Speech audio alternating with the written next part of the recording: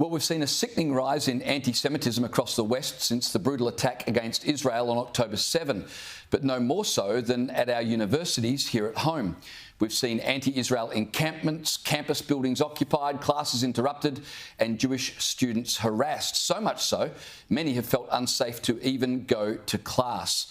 Well, universities are now being urged by MPs from Labor and the Coalition to urgently adopt an internationally accepted definition of anti-Semitism amid the ongoing conflict. Joining me as one of those fighting for this change, Liberal MP Julian Leeser. Julian, why is it so important that universities define anti-Semitism? I thought everyone knew what anti-Semitism was. Well, clearly our universities don't know what anti-Semitism is, James, because the way in which our universities have failed to deal with the anti-Semitism that we've seen on campus, both before and after the 7th of October, has been quite breathtaking. We formed at the beginning of this parliament in 2022 the Parliamentary Friends of the International Holocaust Remembrance Alliance. I'm one of the co-chairs, along with the Labor MP Josh Burns and the Independent MP Allegra Spender. We formed this group because we are seeing Holocaust denial grow, and we're seeing the modern manifestations of anti-Semitism grow. Things like Holocaust denial, but things like calling Israel a racist country, using Nazi iconography and imagery to describe Israel, making individual Jewish Australians responsible for the actions of the government of Israel. All of these things are the modern manifestations of anti-Semitism, and they're not being called out. And so we wrote to the university vice-chancellors back in 2022. Australia has 39 universities.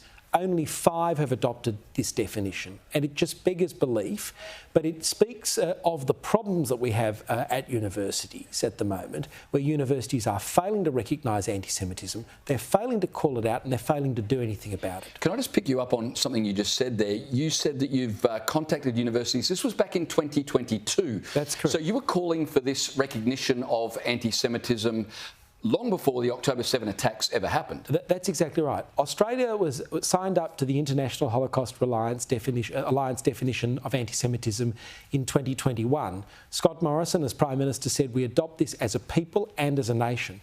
If the government of Australia, with multi-partisan support, can approve of this definition, why then have only 5 universities adopted it? Many of the other universities said, we've got general anti-racism policies and this is not a problem for us. But that's the whole point. What universities have failed to do, in the same way the Australian government has failed to do and the Human Rights Commission have failed to do, is to see the particularity of anti-Semitism, to see the fact that anti-Semitism morphs and manifests itself in different ways, to see that it's all about othering people for a set of problems that people have rather than taking personal responsibility for those problems. All of this leads ultimately to greater social division. And why this is so important on university campuses is not just about Jewish students and Jewish staff. It's about the next generation of our leaders. Because if we're not addressing anti-Semitism in front of the next generation of our leaders, and our next generation of leaders think it's acceptable to turn a blind eye to this, then I fear for the culture of Australia in the future, James. I think we're setting ourselves up for a country that will not be a nice place to live. I can't understand how only, did you say 5 out of 39 universities have responded favourably to this request? That is correct. I can't imagine any other group of people, whether it's a racial group, whether it's a particular group based on sexual orientation or whatever, who have been harassed and marginalised as much as our Jewish community, and the universities being so slow or unmotivated to do all they can to address it. What explains this lack of motivation? Well, there's a famous British author called David Baddiel who wrote a book that's called Jews Don't Count. And effectively he said that any other minority group would be called out for racism against those minorities, except the Jewish people. And this is in part because of a philosophy that's been taught on our campuses for a generation now. This woke idea about the oppressors and oppressed, this woke idea about privilege, that somehow white people are privileged and non-white people are oppressed. And if you want to get rid of white privilege, it starts with Jewish privilege. This is a terrible idea because it basically says that people's futures are predetermined. Yeah. And I don't believe that, and I think most Australians don't believe that. And the idea that you can ping this all on the Jewish people is deeply, deeply anti-Semitic. And I think that is what is motivating universities not to sign up to this, because they don't want the backlash, the university leaders who are almost to a person, completely weak on this. They don't want the backlash from their woke staff saying, oh, you can't do this because this is somehow advantaging our privileged people. I think this is a terrible thing and we've got to do something about it. And that's why, together with Josh and Allegra, we formed this group. We wrote to the universities. I think we've got to start asking ourselves, should universities continue to receive government funding if they're not prepared to sign up to a definition of anti-Semitism that the Australian government has signed up to and that has multi-partisan support? I think while Minister Clare is negotiating the university compacts with universities, he should be raising this issue. Is it the case simply that, Vice-Chancellors are not silly people. They're incredibly intelligent, incredibly educated. Is it the case that they know exactly what anti-Semitism is? They really just don't want to do anything about it, which is why they've allowed the encampments to continue, why instead of telling those students you either move or you are suspended or expelled from our institution, we've got, for instance, Sydney University, they're dealing and negotiating with these young people. I think it's often tempting for us to think that anti-Semitism is something that's confined to the undereducated. But the sad truth of the history of anti-Semitism is that some of the best educated people have been the greatest propagators of anti-Semitism. In the 1930s and 40s, there was a conference at Wannsee that was developed that met to develop the final solution. In other words, the gassing and murder of Jewish people in the Holocaust. You know, half the people who attended that were either medical doctors or who had PhDs.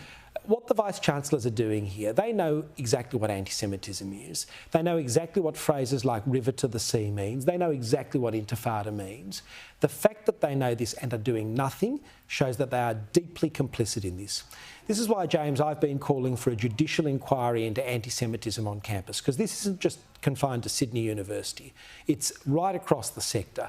And we can't have a situation where Jewish staff and Jewish students are going to university and are not being able to do their work and access their education without being harassed and intimidated. We wouldn't accept it with any other group of Australians.